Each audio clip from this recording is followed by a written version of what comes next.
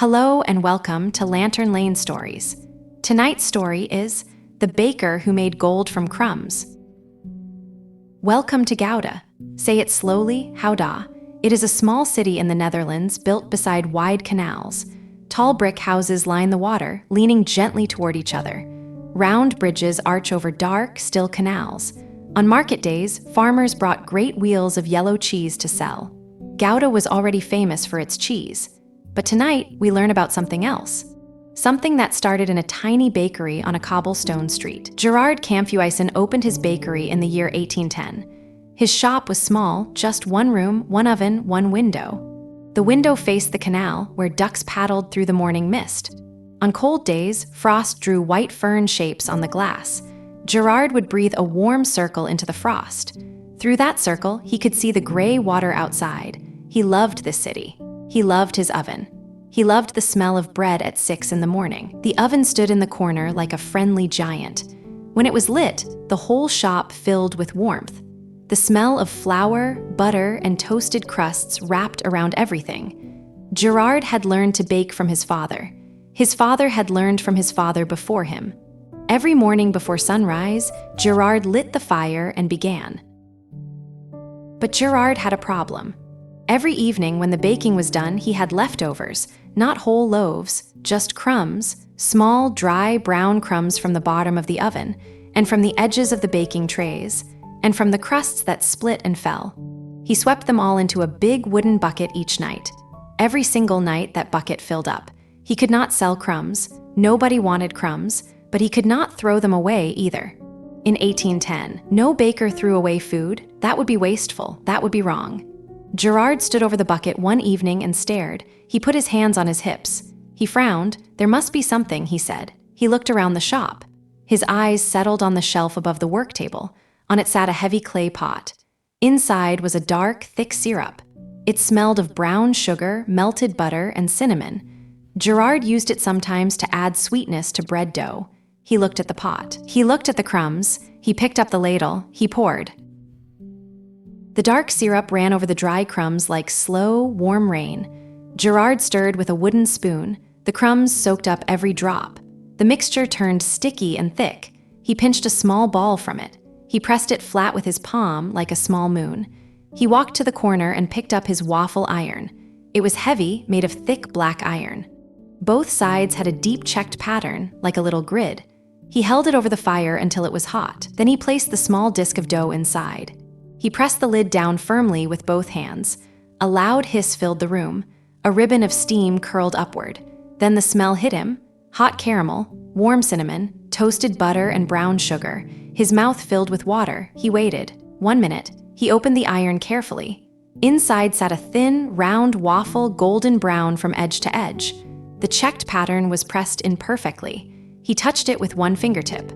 Crisp, but when he pressed harder, he felt something give. Something soft and gooey just underneath the crust. The syrup had melted through to the center. Still warm, still sticky. Gerard picked up the waffle. He blew on it once. He took a bite. Crispy first, then chewy, then sweet and buttery. The cinnamon spread warm across his tongue. He stood very still. Outside, the canal made soft, small sounds against the stone. A duck quacked once and went quiet. Gerard looked down at the waffle in his hand. He looked at the bucket of crumbs. He looked at the clay pot of syrup. Well, he said softly, that is something. The next morning, Gerard made his bread as always. Then he mixed a batch of the small round waffles. He lined them up on the counter by the window. The pale morning sun caught the caramel glaze on each one. They looked like little round coins, caramel brown and perfect. The glassblower from across the canal came in first. He was a big man with warm red cheeks and a gray mustache. He bought his bread, then stopped. He pointed at the counter. What are those? Try one, said Gerard. The glassblower picked one up. He sniffed it. He bit in carefully. He chewed slowly. His eyebrows crept upward. How much? He said at last. By noon, the tray was empty. The next morning, 4 neighbors knocked before sunrise.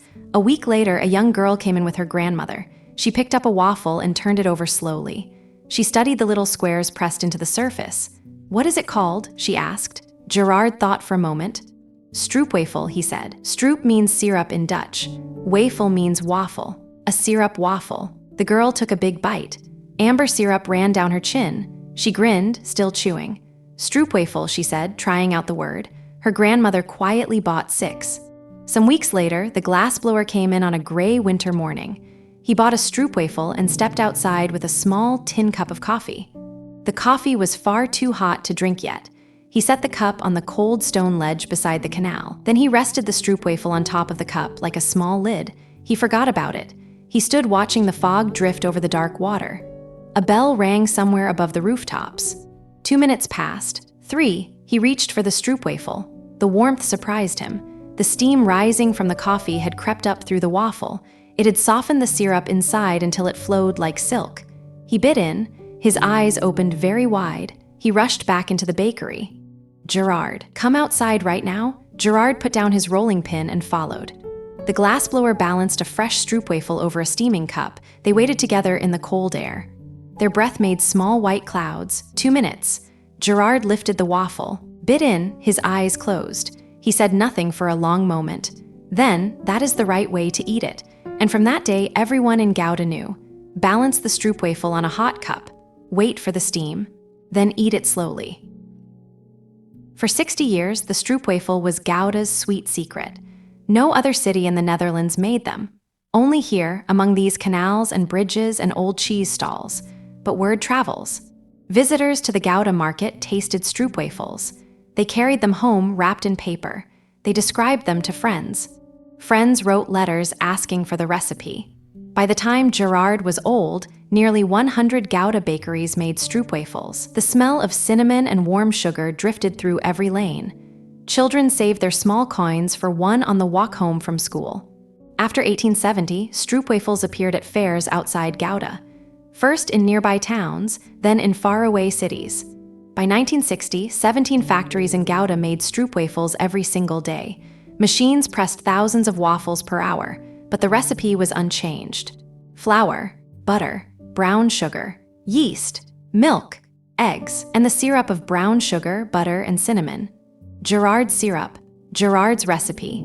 Today, stroopwafels travel across the whole world, on airplanes, in school bags, on kitchen shelves in countries Gerard never heard of, and many people still use the steam trick.